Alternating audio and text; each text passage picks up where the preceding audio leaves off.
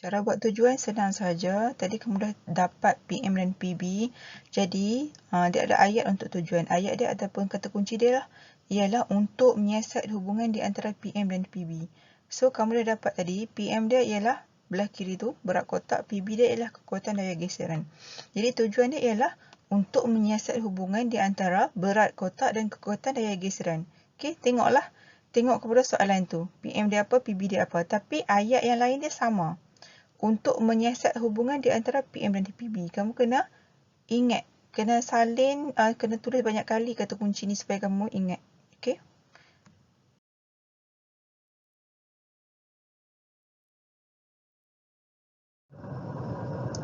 Corak sama maksud dengan pola. Jadi ada 3 jenis jawapan untuk soalan ini. Okey? Kalau nombor atau pola semakin membesar, kita tulis jawapannya bertambah atau meningkat atau menaik. Jadi bila nombor atau pola semakin mengecil, kita tulis berkurang atau menurun. Dan apabila nombor atau pola tidak berubah, kita tulis mendatar atau tidak berubah. Okey, ini contoh soalan. Contoh soalan dia ditanya apakah corak untuk pemboleh ubah bergerak balas ni. Jadi kita tengok corak dia ialah 5432 berkurang. So corak dia, pola dia berkurang untuk pemboleh ubah bergerak balas. Okey.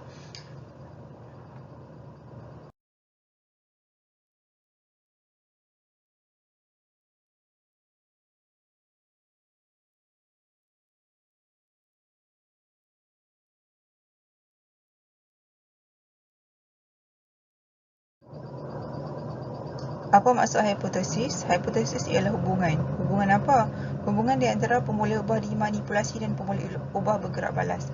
Jadi dalam kalau soalan hipotesis ditanya, kamu perlu tahulah apa PM dia, apa PB dia dan apa corak PM dan corak PB.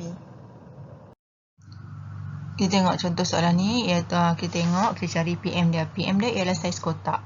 PB dia ialah bilangan buku yang dapat diisi. Okey, PM saiz kotak, PB bilangan buku yang dapat diisi.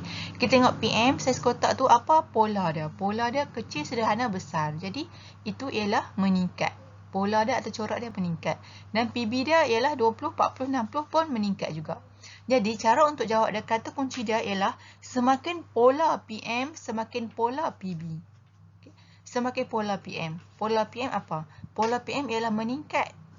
Okey. Meningkat apa? PM dia apa? Semakin meningkat saiz kotak. Okey. Semakin pola PB. Pola PB. Pola PB ialah meningkat juga. Semakin meningkat bilangan buku yang dapat diisi. Okey. Kamu dapat pola PM, pola PB, kamu boleh tulis. So, dia punya jawapan ialah semakin meningkat saiz kotak, semakin meningkat bilangan buku yang dapat diisi. Jangan terbalik Buat PM dulu baru PB. Jangan buat PB dulu baru PM. Nanti silap. Okey, untuk soalan yang kedua, hipotesis. Soalan hipotesis yang kedua iaitu berat kotak dan kekuatan daya geseran. Apa PM dia? Berat kotak. Apa PB dia? Kekuatan daya geseran. Apa pola untuk berat kotak? 721. 721 maksudnya meningkat. Okey. Apa pola untuk PB? Pola untuk PB daripada sedikit kepada banyak pun meningkat juga. Jadi, semakin meningkat berat kotak, semakin meningkat kekuatan daya geseran. Itu hipotesis untuk soalan ini.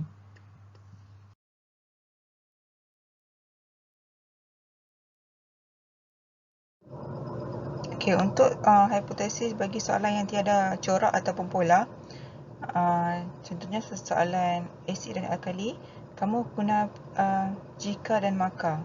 Contohnya, okey, jika asid digunakan, maka kertas litbus biru akan bertukar menjadi merah. Okey, itu untuk soalan yang tiada corak ataupun pola. Dia tak ada meningkat atau berkurang, tak ada. So kita guna jika maka. Seterusnya ialah membuat pemerhatian. Okey, membuat pemerhatian. Apa maksud pemerhatian? Pemerhatian itu ialah data yang kita kumpul menggunakan 5 deria kita. Apa 5 deria kita? Deria kita itu bukan sekadar mata, bukan kita lihat sahaja, tapi pemerhatian itu ialah apa yang kita boleh dengar, apa yang kita boleh bau, apa yang kita boleh rasa dengan sentuhan dan apa yang kita boleh rasa dengan lidah. Okey, menggunakan 5 deria pemerhatian. Okey. Itu pemerhatian. Soalan pemerhatian Okey, untuk soalan pemerhatian sekiranya jadual keluar dan dia minta soalan pemerhatian dan ada 4 pemerhatian kat situ, 5, 10, 15, 20. Okey, ada 4 pemerhatian. Jadi macam mana kamu nak buat? Pemerhatian yang mana satu kamu perlu buat? Okey, pertama sekali kamu kena buat perbandingan antara maklumat atau data. Okey. Kamu kena buat macam ni. Kamu kena pilih masa yang paling banyak. Dan kamu jawab kat situ. Kamu cakap PB dia tu. PB dia ialah isi padu air terkumpul.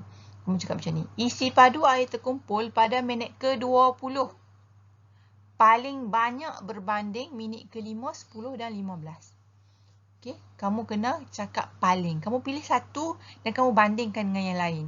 Dan gunakan perkataan paling. Okay, sekiranya soalan pemerhatian juga, tapi ada dua benda saja, iaitu pencakar dan traktor dalam eksperimen ni. Kamu buat perbandingan juga.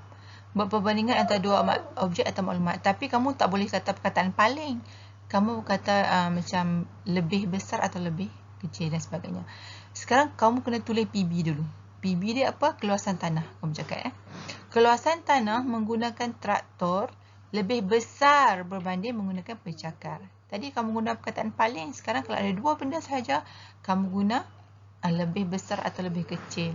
Dan macam itulah kena bandingkan juga. Okey?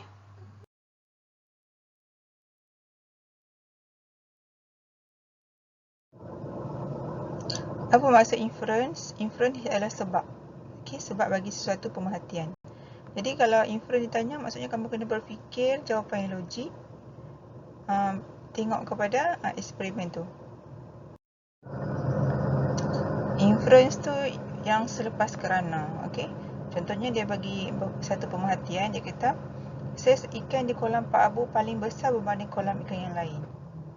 Itu pemerhatian. Jadi dia kata kenapa? So kita kena jawablah inference ataupun sebab. Kerana ikan di dalam kolam Pak Abu mendapat makanan yang paling banyak. Okey. Inference kamu tu perlu logik. Tak boleh cari inference ataupun sebab yang tak logik, yang tak boleh diterima akal.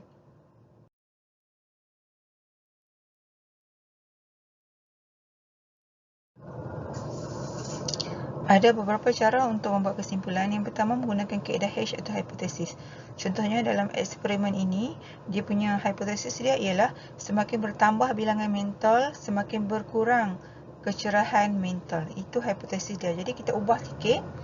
Semakin tu kita guna apabila dan maka. Jadi, bila nak ubah hipotesis jadi kesimpulan, kita ubah macam ni. Apabila bilangan mental bertambah, maka kecerahan nyalaan mental berkurang. Okey, ini bila hipotesis ubah jadi kesimpulan, semakin tu kita ubah jadi apabila dan maka. Ataupun jika dan maka. Okey, yang kedua, kita ambil inference jadi kesimpulan. Contohnya, tumbuhan memerlukan air untuk hidup. Okey, ini pernyataan ini ialah inference. Jadi kita boleh gunakan inference sebagai kesimpulan umum.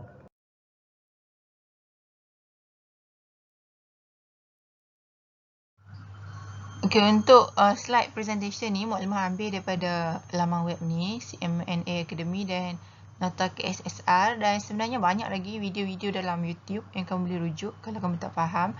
Kamu juga boleh tanya Muklimah. Tapi yang penting sekali kalau nak mahir dalam muka test 2 ni, ialah kamu perlu buat banyak latihan. Buat banyak latihan, semak jawapan. Buat latihan, semak jawapan. Buat latihan, semak jawapan. Kalau kamu sekadar tengok video, kamu sekadar dengar penerangan tapi kamu tak buat latihan, kamu tak akan boleh jawab. Kamu tak akan mahir dalam kertas 2 ni. Okey, itu sahaja untuk kali ini. Assalamualaikum.